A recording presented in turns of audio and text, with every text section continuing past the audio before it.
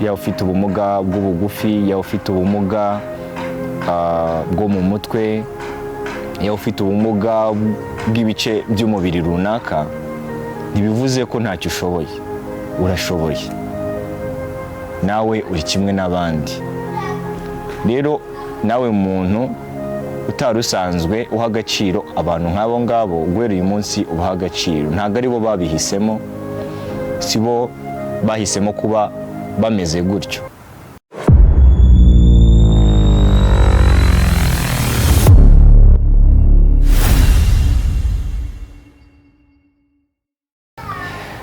Hello ladies and gentlemen, ni Mr. Sisco rero nk'ibisanzwe, cyangwa Dashimu Mutoya, wanyita uko ushaka.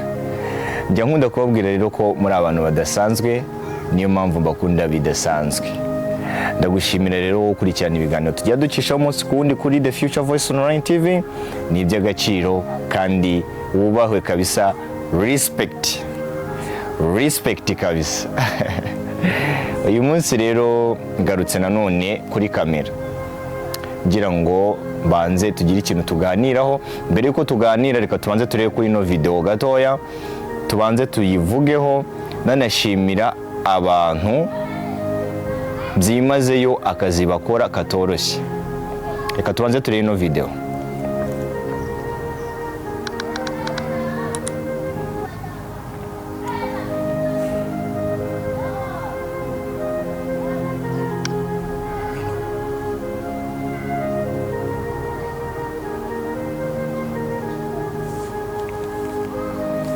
Guys, ino video nari ndimo nyireba kuri TikTok, ndimo ndascrollinga, ndangije nyigwaho ndavuga ni kuki uyu munsi tutayiganiraho, kuko buriya nayibonye inkora ku mutima. Bita numva ko hari abantu bakora akazi katoroshye tudaha agaciro twebwe. Ndashimira abantu bita ku bana bafite ubumuga, cyangwa ababyeyi babana n'abana bafite ubumuga, yaba ubwo ku mubiri yaba ubwo mu mutwe. Bakora akazi katoroshye kandi kabisa, mwubaha Imana igikomeza ibaho umugisha.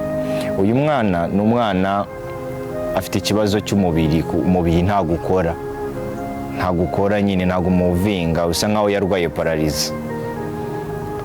Uyu mwana kugira ngo yishime, kugira ngo yumve ko nawe ari yiyumvemo ko nawe ari kimwe n'abandi bana, baramufashe bacukura umwobo kugira ngo baze kumuhagarikamo abahagaze, kuko umubiri we ntago abasha kuba ibice bye byakora. Rero bamushyiramo, barangije bamufungaho neza kugira ngo abashe kuba akine n'abandi bana. Rero ndashimira ababyeyi bita ku bana bameze nk'abariya, yaba n'abandi bafite ibibazo bigiye bitandukanye. Mukora akazi katoroshye, Imana igikomeza ibaho umugisha kandi Imana ikomeze kubaha kwihangana. Rero nenga abantu, hari abantu muri sosiyete ubusanga, nk'urugero, haje umuntu ufite ikibazo runaka, hakaza umuntu ufite nk'uburwayi bwo mu mutwe, ugasanga bose batangira gufata amatelefone ngo bafate amavideo bapostinge, yabegera bakamuhunga, ugasanga uwo muntu yabaye igicibwa. Abantu nk'abo ngabo rero mwigaye. Umuntu ufite ikibazo cyaba cyo mu mutwe, yaba disability yari yose, yaba physically, n'umuntu tukwiye kumwegera, tukamuha agaciro, tukamuganiriza. Wari uzi ko ushobora kumuba wamubwira ijambo rimwe gusa, ijambo rimwe rikamukiza, ari ijambo ryonyine.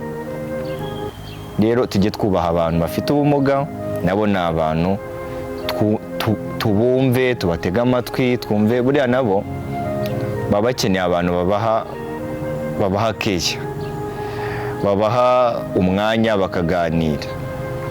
Ugiye ukamwegera ukamubaza se uriyumva ute, ukamuganiriza, bituma yumva ko akunzwe kandi afite abantu bamwitaho.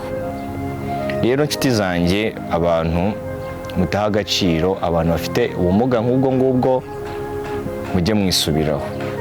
ndashimira rero abo bantu, yaba abakozi bakora muri Aruferina, yaba abana bafite ubwo bumuga bwo mu mutwe cyangwa bwo ku mubiri, bakora akazi katoroshye, kuboza, kubakarabya, kubagaburira, kubambika, kubatunganya, bakorera isuku. Guys, bari abantu bakora akazi katoroshye, niyo mpamvu tukwiye kububaha nabo tukabaha agaciro. Rero icyo nakubwira wowe udukurikiye, buri muntu wese, yaba ufite ubumuga bw'ubugufi, yaba ufite ubumuga bwo mu mutwe, yaba ufite ubumuga bw'ibice by'umubiri runaka, ntibivuze ko ntacyo ushoboye. Urashoboye, nawe uri kimwe n'abandi. Rero nawe muntu utari usanzwe uha agaciro abantu nk'abo ngabo, guhera uyu munsi ubaha agaciro. Ntabwo ari bo babihisemo, si bo bahisemo kuba bameze gutyo, ntabwo nabo babyishimira, kandi nawe ntabwo wakishimira kuba ubayeho nk'uko bameze. Rero tujye tubaha agaciro, tubaganirize, tubiteho, tubabwire amagambo meza abahumuriza, tugende tubegere, tubashimishe, tubereke ko nabo ari nk'abandi, nabo bafite ubushobozi runaka. Rero inshuti yanjye, wowe nkurikira, ikintu nakubwira, isi irazenguruka, isi irazenguruka. Kubizenguruka biriya byaba kuri mugenzi wawe, nawe byakubaho. Rero tujye tumenya ko ibyaba kuri mugenzi wawe nawe byakubaho. Rero tujye duha agaciro buri muntu uwo ari we wese, utitaye uko ameze, uko asa, uko angana, uko ateye. Umuntu ni umuntu, tujye tumwubahira uko ari. Guys, nizere ko ino video muyigiyeho byinshi. Ubutanzazana n'indi video, ariko nshimira cyane abantu bita ku bantu bafite ubumuga. Imana igikomeza ibahe umugisha, mukora akazi katoroshye. Imana igikomeza ibahe imigisha myinshi no kwihangana kubwo urugendo muba mukora rutoroshye. Ndabashimira cyane rero kubw'iki kiganiro gitoya tugiranye. Yari Mr. Sisco rero nk'ibisanzwe, cyangwa Dashim mutoya. Ndabakunda cyane, njya nkunda kubibabwira rero ko muri abantu badasanzwe, ariyo mpamvu mbakunda bidasanzwe.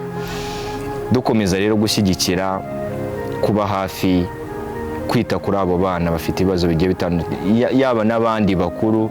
Tubiteho, tubegere, tubabe hafi, tubumvishe ko nabo bafite umuryango, bashoboye kandi bafite ahazaza heza. Ndabakunda cyane rero, ni Mr. Sisco nk'ibisanzwe.